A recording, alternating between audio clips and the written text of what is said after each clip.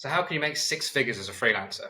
Well, first of all, I really dislike the question. I don't like the title of this video, but people ask for it and people search for it. So I'm going to give my advice on how I think you can create that. But before we get into it, you need to really consider why.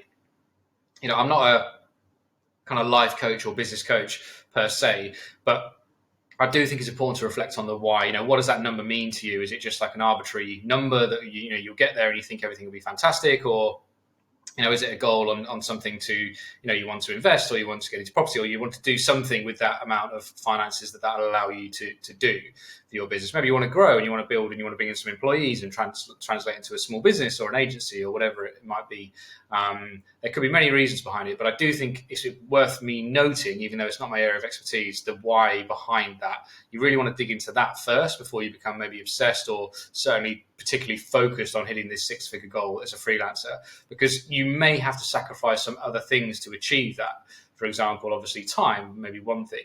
And this could be affecting friends and family because you're spending more time on work. If you have things outside of work, social or hobbies, etc., they may have to be sacrificed to reach this level of income that you want to achieve. Now, that isn't always necessarily the case. Now, I'm going to give you some fundamentals, I think, and it's certainly no foolproof plan to get to six figures. But if you do plenty of these things concurrently, then you're certainly going to be well on your way towards that goal and potentially exceeding it. I've spoke to many freelancers who do many of these things and they have achieved a six-figure freelance career. So first of all is you have to be good. I talked about this in another video, which I'll link to, about when you start out freelancing, do you need any experience, and how I really, really adamantly believe that you do need experience before you start freelancing. And there's many ways you can get that experience. So watch the video if you're interested in how to do so. However, you have to be talented. You can do all the little hacks and everything else with pricing, and we'll come on to some of those, in an ethical way later on. But, without being fundamentally good as a sort of offering a good service and a good skill and some talent to, a potential market who needs your services, it's very, very difficult for you to achieve that. Now, I'm absolutely sure that you are super talented in what you do, and hopefully that's why you're watching these videos. But one of the things I've always been really focused on is that continuous learning mindset.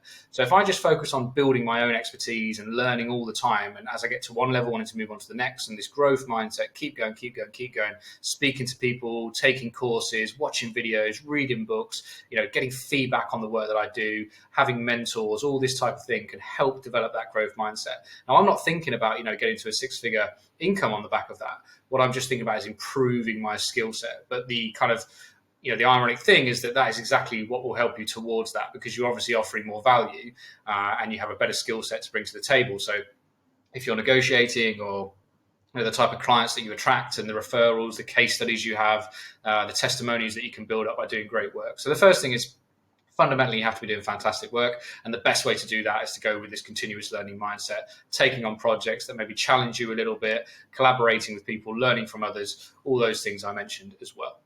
Now, the next thing is what you need to do is you need to build up a position of abundance, really, in terms of new inbound leads for your services.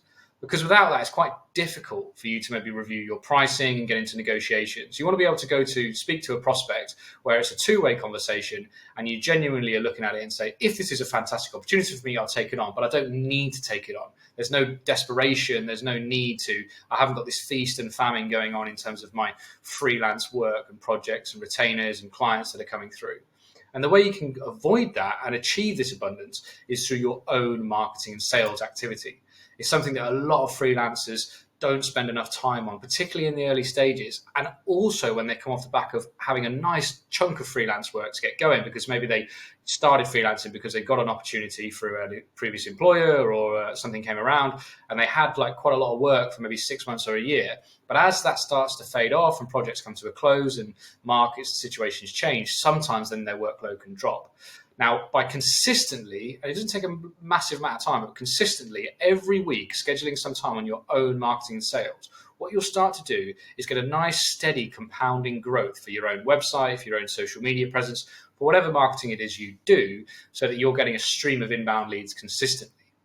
Now, that puts you in such a great position mentally as well as financially, but you have this confidence that work is going to come, so you only take on the projects that are of value to you. And again, value isn't always about the financial side of things. We could talk about opportunities to progress in your career, projects that you want to work on, maybe things that are you're passionate about and are close to your heart, there could be many reasons why you want to work with certain clients and projects other than financial. Now, if you get to that position, as I say, you'll have this confidence and you'll be able to walk away from other deals. Now, this moves on to the next point in terms of your pricing. Now, I've shot a video on pricing sort of models for freelancers, which again, I will link to, and you can go ahead and watch that if you're interested in more about pricing. But what you can then do is start to move through the pricing models to a value-based model, or certainly a retainer-based model, which is one of my preferred, as I describe in the video. But more so than that is actually the rates that you're charging, of course. So you could look at it and say, right, when I started, I had a small client base, I had this level of expertise, I was charging X, and now, because I've built my expertise, I have abundance of opportunities coming through, I have a lot of credibility in case studies, I'm in demand in my sector and my space for the target market, I'm now going to increase my rates. And as I say, this should be more along the retainer and value-based pricing model than the hourly rate, depending on what service it is you do. Excuse me. And then obviously you can then calculate what that means to you in terms of if you win X amount of projects and you're billing at this rate, what will that mean to you over time? And you know how many projects you can do in a month, or in, if it's retained-based clients, how many retainers you can handle over the course of a year, etc. And you can work your way up to this six-figure income if that's what you want to achieve as a freelancer. Now, the key thing as well is after time of working as a freelancer, you have kind of your own data, if you like. I quite like data and analytics. But what I mean by that is you have, let's say you've been freelancing for 6 months. You can look back on that 6 months and you can look at all your income, all your time spent on projects. Ideally, you should be tracking this as close as you possibly can. And then obviously any outgoings, etc. And you can try and do a little bit of a calculation of where you were, and then you can forecast into the future where you're going to be. It's very difficult when you're starting out just to say, hey, I want to be a six-figure freelancer. Now, that might be a good goal, potentially.